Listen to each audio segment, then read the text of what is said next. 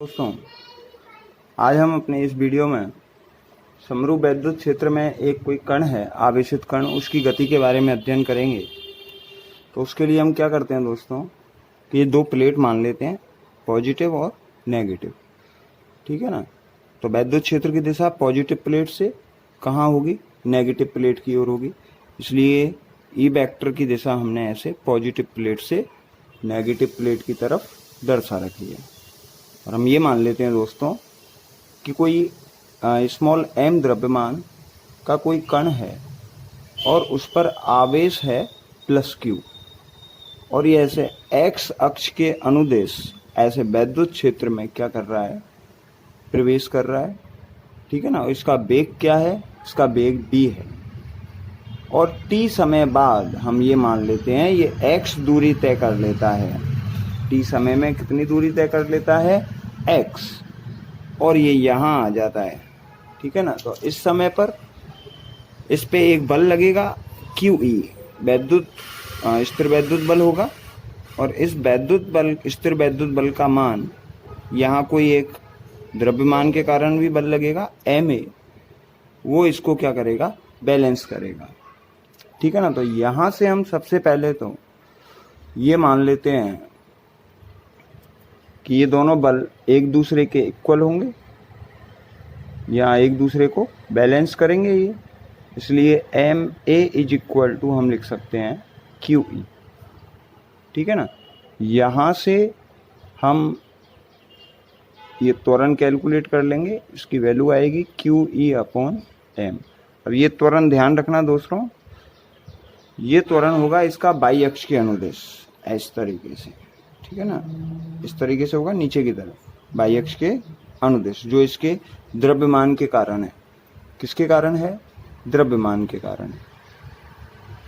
अब देखिए दोस्तों, ये तो इसका हमने त्वरण लिख दिया। अब ये मान लिया यहाँ से यहाँ तक x दूरी चलने में t समय ले लेता है। ये कण कितना समय ले लेता है? t। ठीक है ना। तो तय की गई दूरी x बराबर हम लिख सकते हैं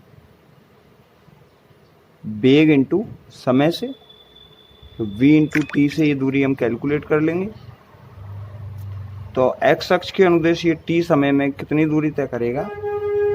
ये दूरी तय करेगा दोस्तों v इंटू टी, लिख सकते हैं। तो यहाँ से समय हम कैलकुलेट कर लेंगे, या समय t = x/b। तो अब हमें दो चीज़ें मालूम हो गई, एक तो इसका त्वरण मालूम हो गया और दूसरा इसका जो समय है वो मालूम हो गया t। ठीक है ना। ये दो चीज़ें अब हमें मालूम हो जाएगी।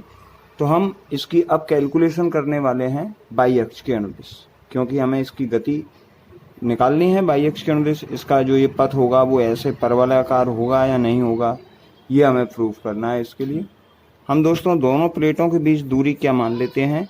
d मान लेते हैं।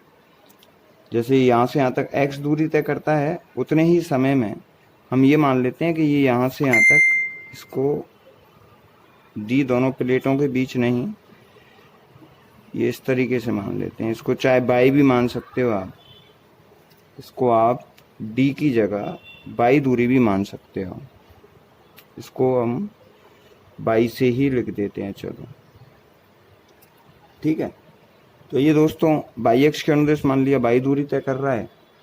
तो हम एक अपना फॉर्मूला चलता है गति का, द्वितीय नियम, उससे हम लिख देते हैं y = u into T, ut + ½ at²। इससे लिखते हैं वो फॉर्मूला, इस तरीके से लिखा जाता है u। अब बाई अक्ष के अनुदेश पहले इसका वेग कितना है? 0 है, इसलिए u की वैल्यू 0 रख देंगे। बाई अक्ष के अनुदेश तय की गई दूरी कितनी हो गई? बाई, ये 0 हो जाएगा u की वैल्यू, क्योंकि इसका प्रारंभिक वेग 0 है जब कण चलना प्रारंभ करेगा, +½ a की जगह ये वैल्यू पुट कर देंगे QE/m। तो a की जगह हम लिख सकते हैं QE/m और t की जगह लिख सकते हैं x/b। ठीक है ना। ये हमने दोनों वैल्यू यहाँ से पुट कर दी और इसका स्क्वायर। अब जब हम इसको आगे और कैलकुलेट करेंगे तो ये हो जाएगा दोस्तों 1/2 QE upon M x² upon V। ये इस तरीके से लिख देंगे इसको। अब यहाँ से यदि हम y कैलकुलेट करें तो y की वैल्यू निकल कर आएगी, ये तो हो जाएगा दोस्तों QE और ये हो जाएगा 2MB इंटू x², लिख सकते हैं।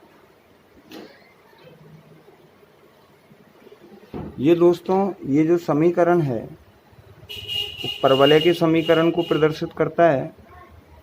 इसलिए जब कोई आवेशित कण ऐसे किसी वैद्युत क्षेत्र में, समरूप वैद्युत क्षेत्र में अंदर प्रवेश करेगा तो उसका पथ कैसा होगा? परवलयाकार होगा, ठीक है ना। क्योंकि हम परवलय का समीकरण लिखते हैं y = 4ax² या x² = 4ax या x² = 4ay और या फिर y² = 4ax लिखा जाता है, ठीक है ना। तो हम ये उसी रूप में आ गया जैसा परवलय का समीकरण होता है। इसलिए इस कण का जो पथ होगा वो कैसा होगा? परवलयाकार होगा।